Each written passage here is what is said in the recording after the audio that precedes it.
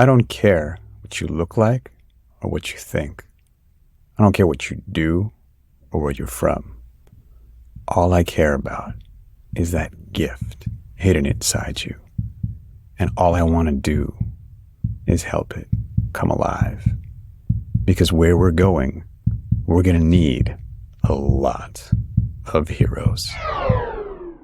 For the record, 10,000 Heroes is brought to you by Momentum Lab. The point of Momentum Lab is to turn idealists into impactors by aligning your dreams and aspirations with success in every area of your life today. Momentum Lab is like a playground for your highest self. We take your dreams seriously and help you remove any blocks to realizing them. We do this through courses, virtual events, in-person events, and our signature year-long accelerator. To join our world, engage in dialogue, meet up in person, and just blow your mind, sign up at momentumlab.com.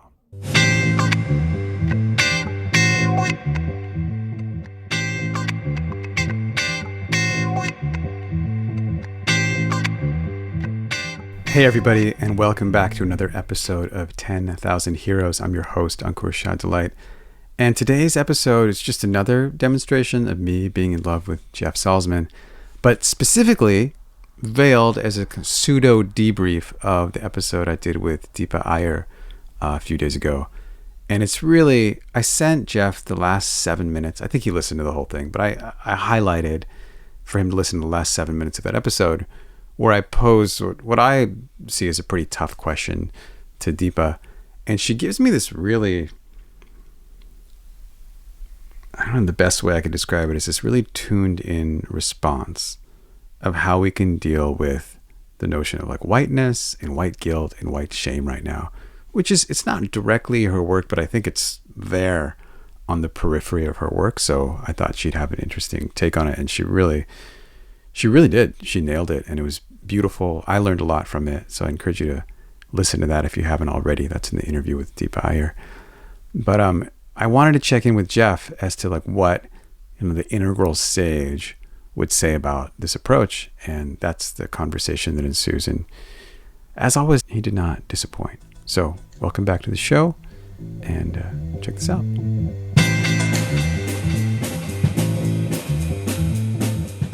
Yeah, I think because I grew up with in this town where there's a lot of fundamentalist Christians, and I had a bad experience with that. Anytime there's like religious people who are awesome and positive and like mystical and just all about the love, it's like I get so pumped. Yeah. I'm so into it. Yeah. It hits that chord, that wants to be hit. Yeah. That God-shaped hole in a way. Yeah. Yeah. Lovely. Yeah. So let's see. What do we have on deck today? Well, we were going to talk about your conversation with Deepa Iyer the last 7 minutes. Great. Yeah. So yeah, let's just jump right in. I think for context, I think the listeners probably heard the Deepa Iyer interview, but let me just summarize I'll give you my summary of those last 7 minutes that I asked you to listen to, and then you can correct me and then we can get into it. So I think I sent you a part where after a long interview of Deepa sharing about her story, which as an Indian immigrant to the US, she moved to Kentucky. She immediately recognized this like limbo of being between two cultures and not having a sense of belonging. And so a lot of her work in the social movement space has been focused around belonging and kind of multiracial coalition building. So that's kind of her professional path. But as part of that, I can see how there's an implicit challenge to the whole like white male centeredness of the culture she's responding to.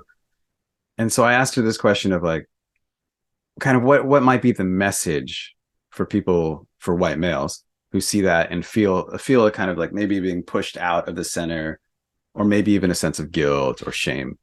And she gave this, what I thought was a quite detailed and eloquent and really tuned in response to that. And so I was just curious from an integral point of view, like knowing that like a lot of the discussion around this is centered in this postmodern green section, kind of what you thought of that and what is like a harmonious integrated response. Yeah. Yeah, well, I agree. And harmonious and integrated is what we're going for, because we're talking about developing the next stage of consciousness that rises out of postmodernity. And, for simple back pocket definition, that's a worldview that wants to appreciate the previous worldviews and the best of the previous worldviews.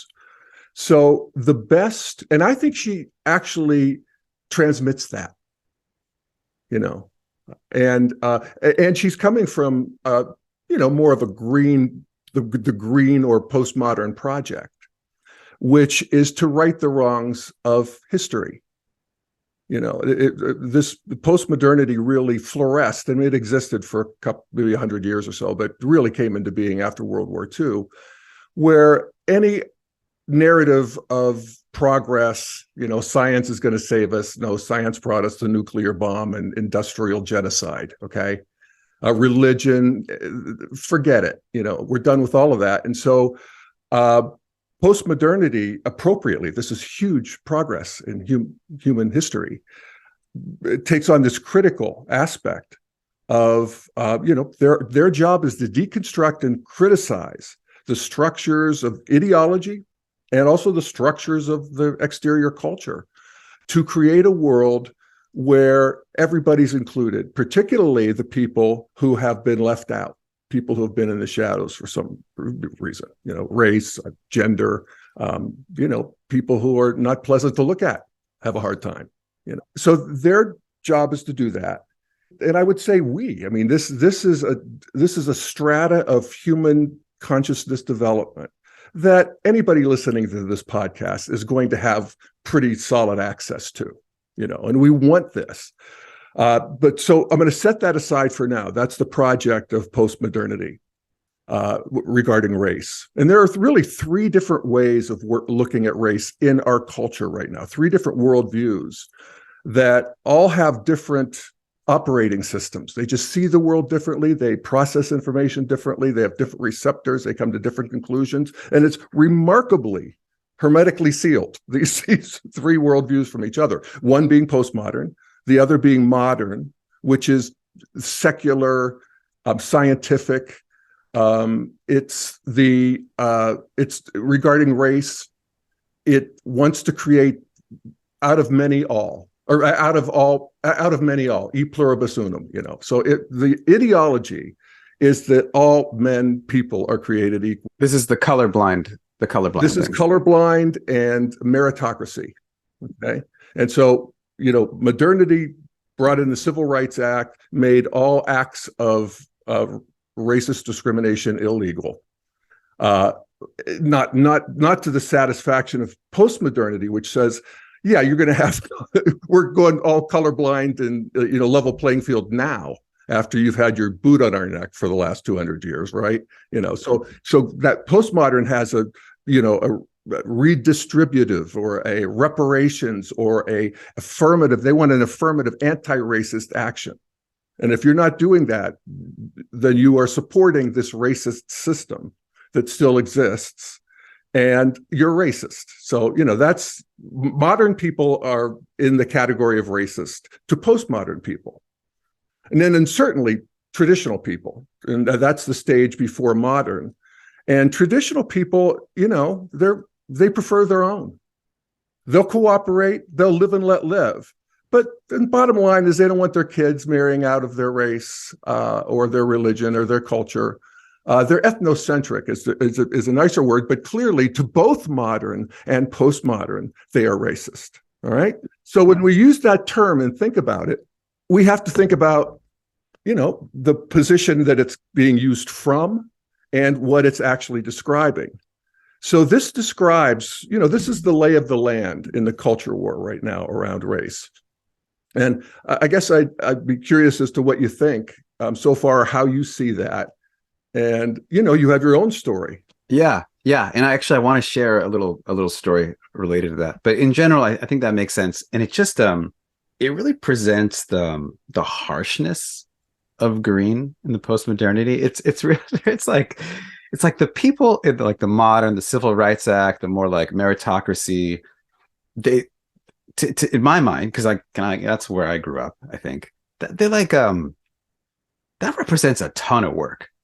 It represents a ton of work to get out of traditionalism and this really like intuitive felt like these are the only people I've been exposed to. So that kind of whole ignorant racism thing took a lot of work to get out of that.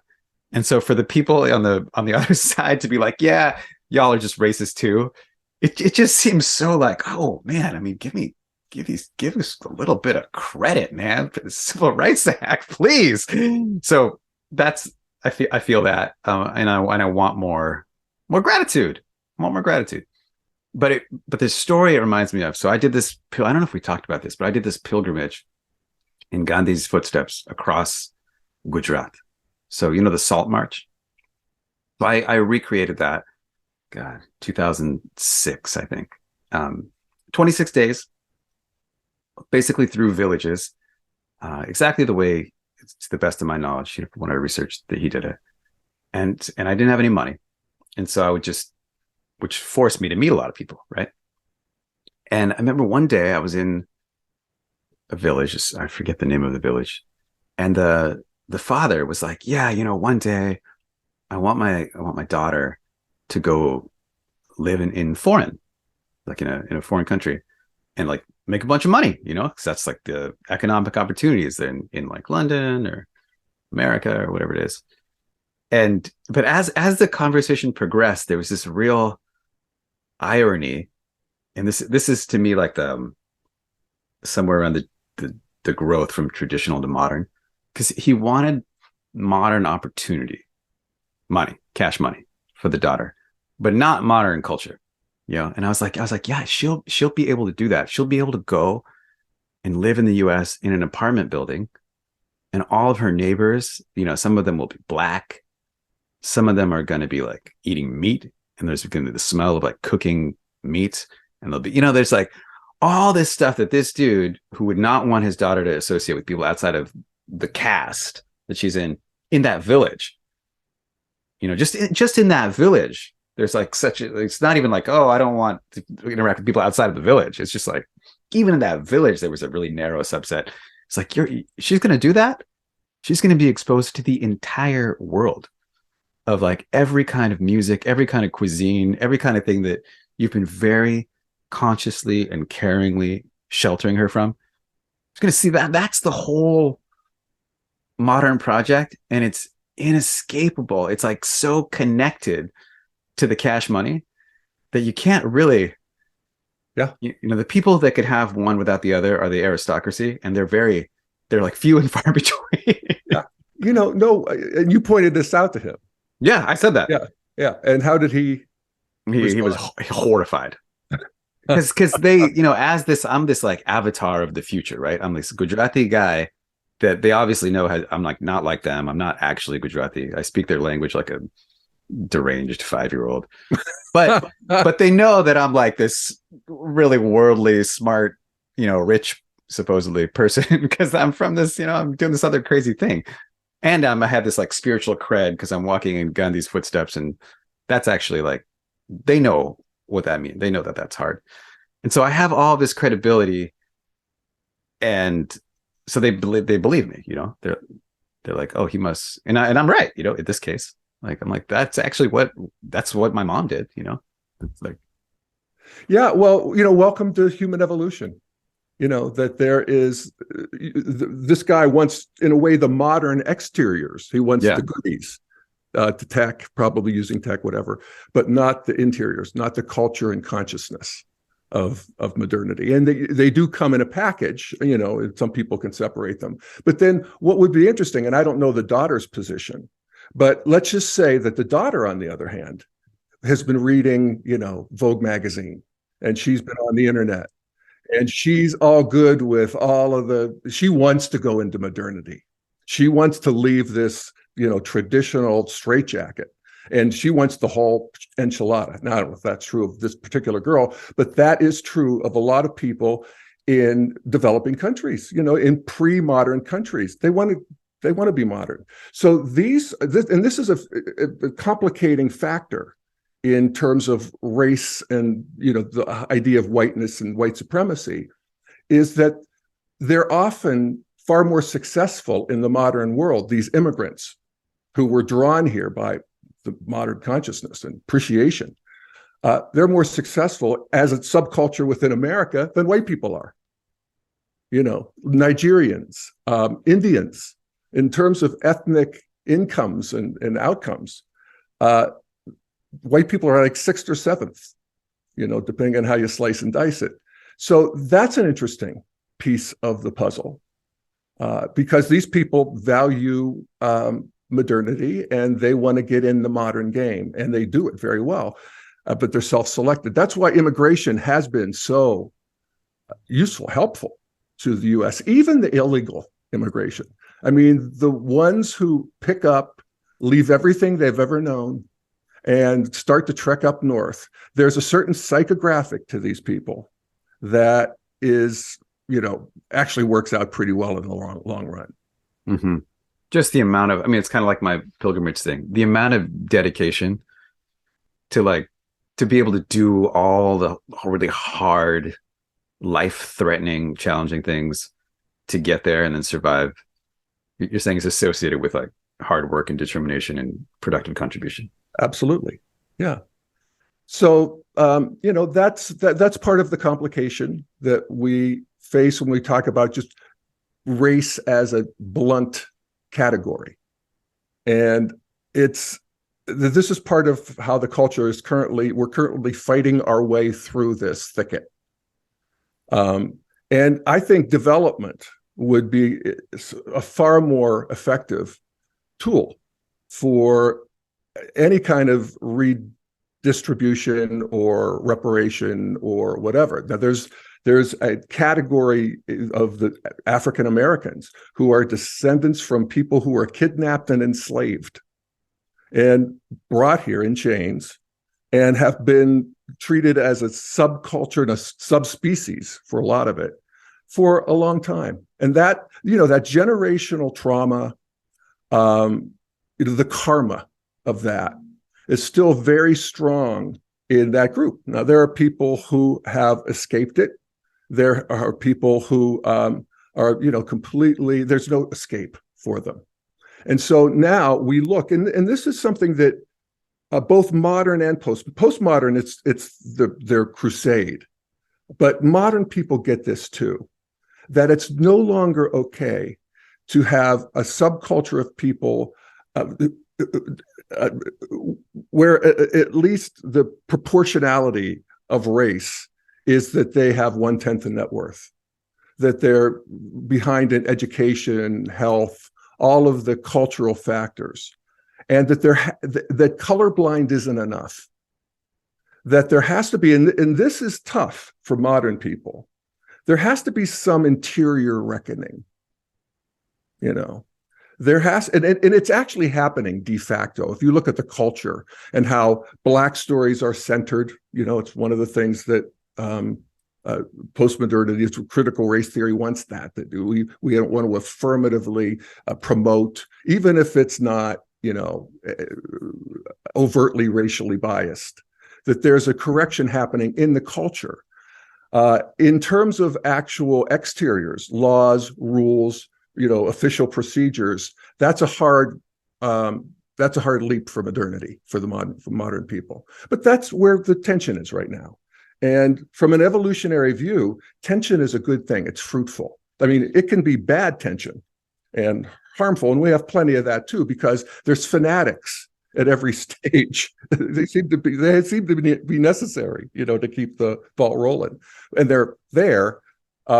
And then we sort of grind our way forward, as we can see, in terms of actual racial relations. There's a lot of more Twitter arguments, and sort of the feelings have been, we're in conflict in many ways, but that's fruitful.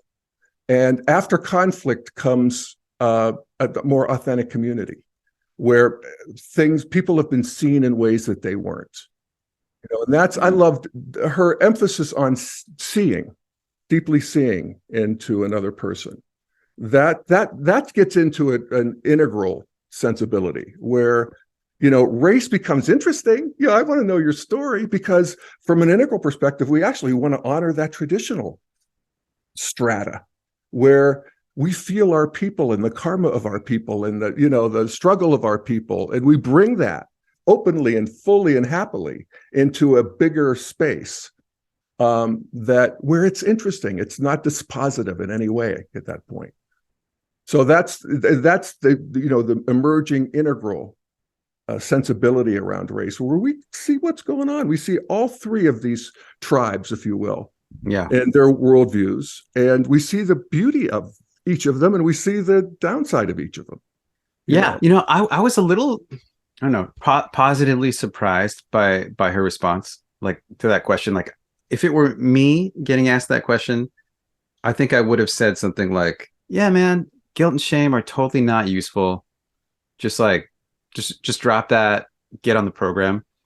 But rather than just dismissing it, she went so deep into it, to be like listen to like the vibration, that those feelings are made of, and use those as clues to understand yourself and understand your reaction. It was so beautiful. It's like, wow. I'm feeling it right now in this moment, Anchor, with what you just said. That sensibility of just being so deeply receptive to the liquid space and the karmas of history that are still present. And I always think that a good way of thinking about this is, if you think of one of the basic principles of couples therapy. Okay, so you have a couple who are having problems. Somebody cheated on somebody, whatever it is.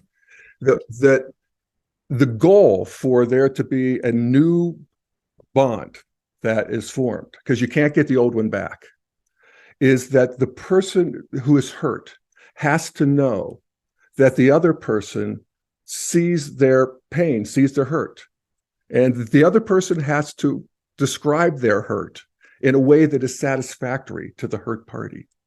And until that happens, so that they know that you know what they did and how it affected you, at that point, we can then, take a breath, let things settle, and see each other afresh. And that's, welcome to human evolution.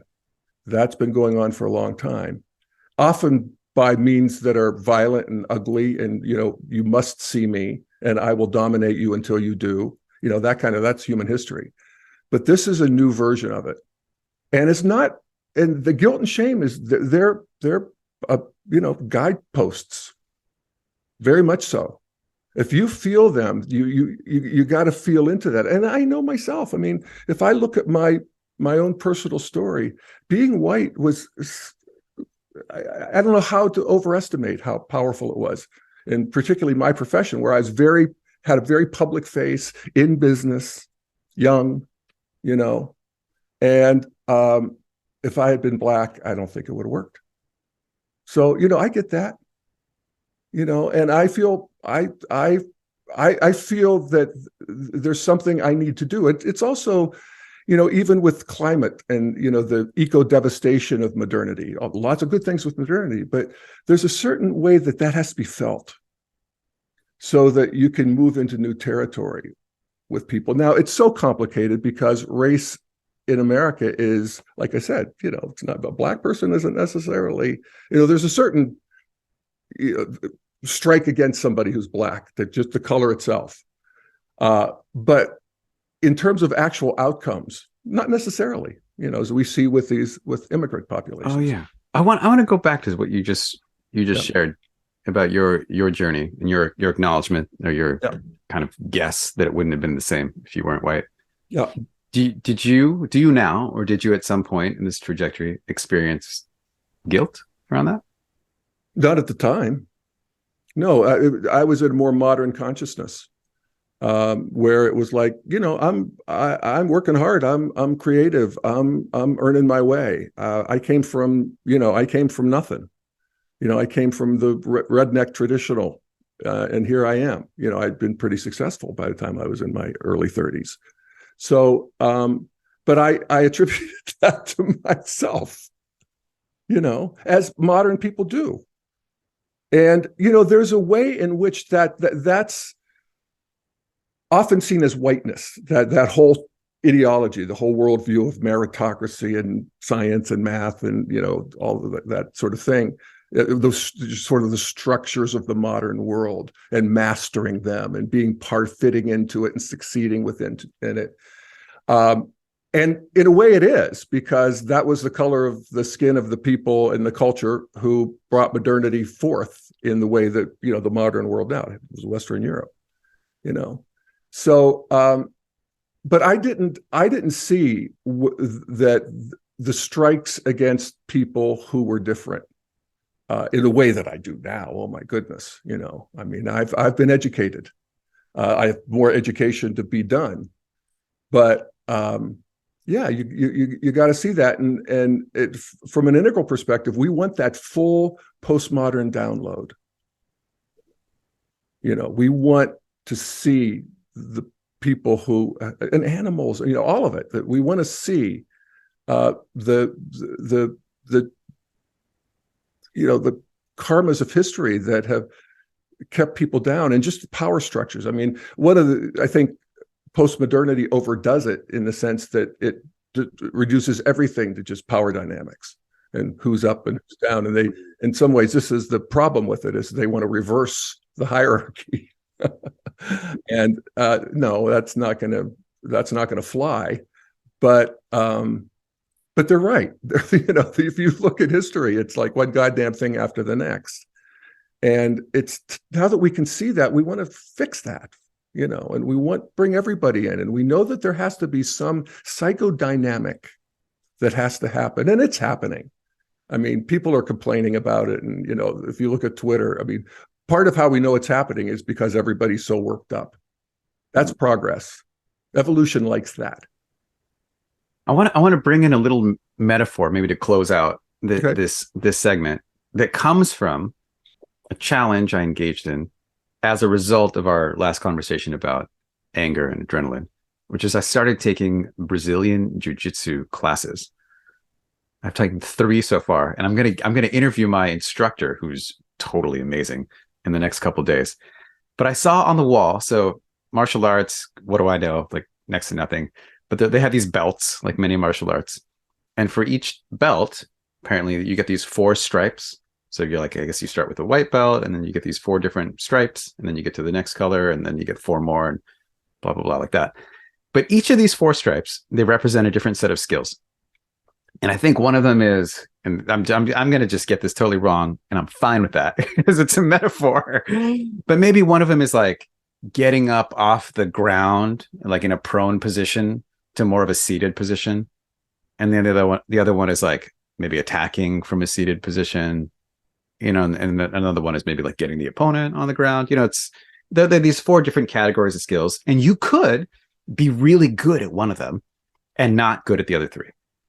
And so I'm kind of seeing this kind of integration of these 4 worldviews that we often talk about together as these like merit badges, or these stripes that in order to get to the next level, we have to like have the merit badge for all 4, and like I grew up taught that like the orange, the rational scientific math merit badge, the modern, was the only one.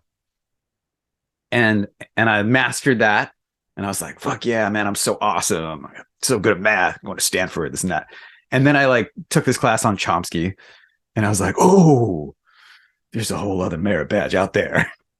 And then I got like really into the green, like postmodern merit badge and all the philosophy and this and that. And it's great.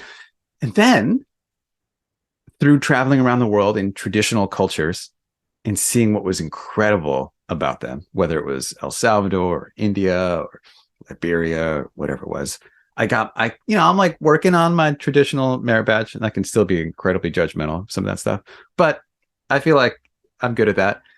And then there's this, like what we talked about last time, this more like the warrior, kind of rescuing masculinity from the toxic masculinity shit that I'm so not into. there's that whole merit badge that I'm like working on right now through the jujitsu and whatever else I'm doing. But I want to present that to the audience as like, it's like these are things to know, like which of these merit badges did you grow up with? Those are like the freebies, and which are the ones that you got to like actually Yes. work for. Yeah, absolutely. That's what a great metaphor. And so I really love that. I would just point out that when you talk about the getting into the red, so this is pre-traditional. We're now talking 5 stages. We're talking about the warrior stage, which is where you're juicy, and you know who you are, and you're able and willing to fight and kill and die. In martial arts, you do that all sort of symbolically in a way, but and martial arts is a fantastic. I mean, it basically is the integration of that energy into a more safe container. So you got that, then you have the traditional, and actually I want to come back to that if I can for a second, modern, postmodern, and this integral. So there's the 3 main stages that are in contention, and then there's that earlier stage, and then there's this later stage. And as from an integral practice, we want all of them. There's a stage before that which is just magical and nature, and that's what. Oh, right. Yeah. Too, okay. Yeah. The fifth badge. Okay. Yeah. But in terms of the traditional merit badge, what's the practice of getting that merit badge? What are you seeing and bringing on that is the hard part?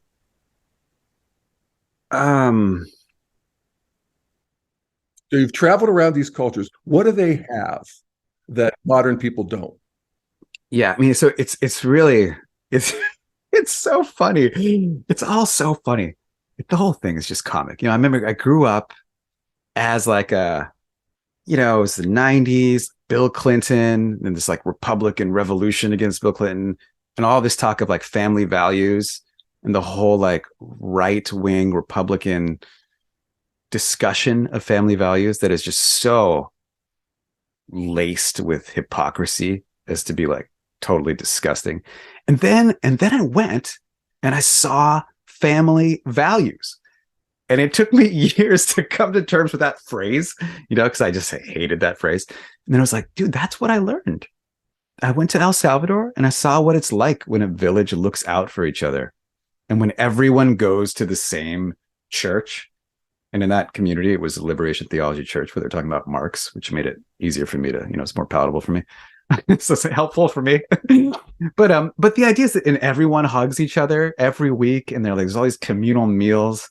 And the same in India, like being invited into people's homes, like just so the openness, the love, the security, like the sense of this unified culture is just incredible. I mean, just really heart-opening, heartbreaking. Just like the amount of times I would cry at the generosity and the beauty shown to me even just on a train, in a train that was just so full of people. Nobody had a ticket, and then like just someone being like, here, sleep with me for the next 12 hours on this tiny bunk. A person I don't know. Yes. Beautiful. Well said. Yeah, so we want that too. Yeah, hell yeah. I mean, and that's my whole thing that I'm like famous for. I'm not famous, but in my community that I'm known for is food and community. Yeah.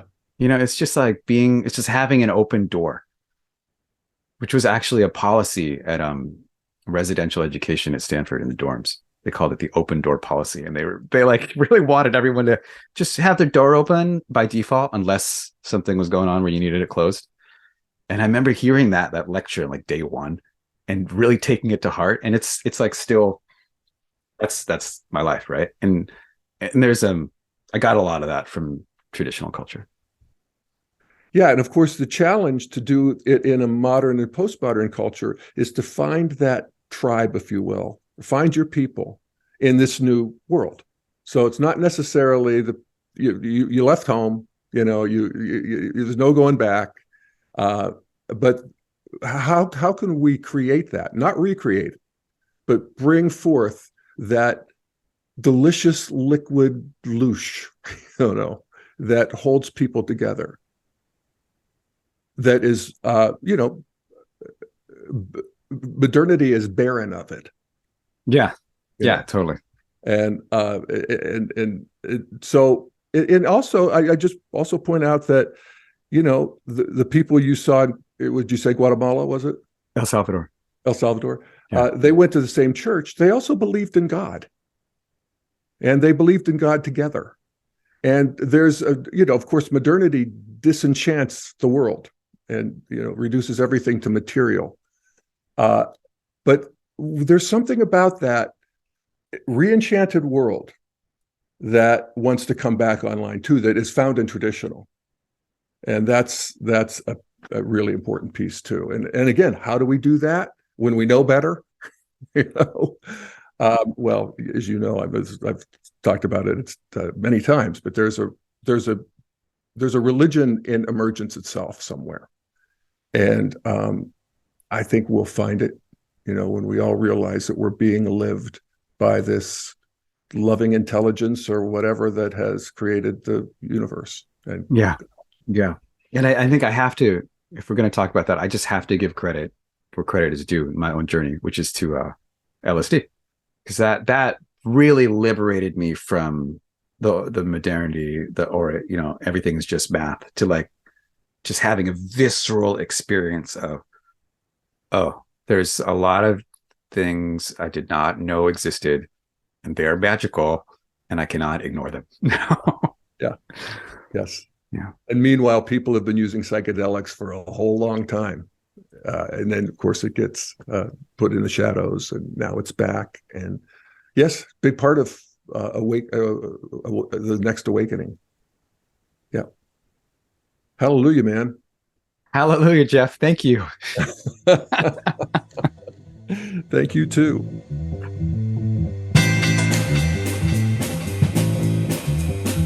Hi everyone, this is Martin San, producer, editor, and sound designer for the 10,000 Heroes show. I just wanted to take a minute to thank our guest for joining us, and also thank you for listening. 10,000 Heroes is brought to you by Momentum Lab. This is the team. Pierre does our artwork, DJ Plainview composed our theme music, and I handle all the editing and sound design. And now, we are closing down this episode with a word from our main sponsor, who also happens to be our host, Anko. Hey everybody, thanks again for listening. If you like this episode, there's 2 things I want you to do. 1, introduce me to the most inspiring person you know so I can have them on the show. And 2, take the next step towards us hanging out in person. Maybe that's signing up for the newsletter. Maybe that's attending an upcoming in-person or virtual event. What I'm trying to do here is destroy the basic one-to-many nature of this medium, podcast, entertainment, and replace it with something that actually builds connections between people, the beloved community, getting closer together, understanding each other, one conversation at a time. So, join me.